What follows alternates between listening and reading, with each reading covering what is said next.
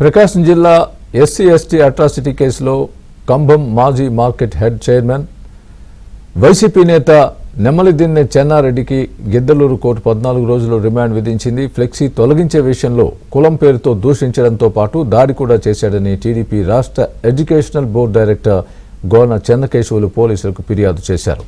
విచారణ తర్వాత పోలీసులు చెన్నారెడ్డిని గిద్దలూరు కోర్టులో ప్రవేశపెట్టారు. దీంతో అతనికి కోర్టు 14 రోజుల రిమాండ్ విధించింది.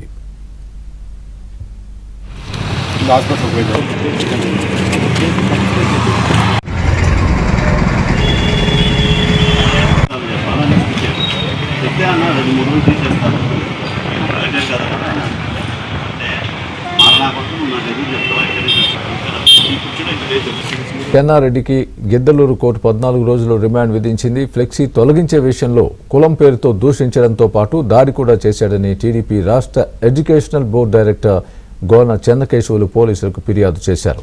విచారణ తర్వాత పోలీసులు చెన్నారెడ్డిని గిద్దలూరు కోర్టులో ప్రవేశపెట్టారు. దీంతో అతనికి కోర్టు 14 రోజుల రిమాండ్ విధించింది.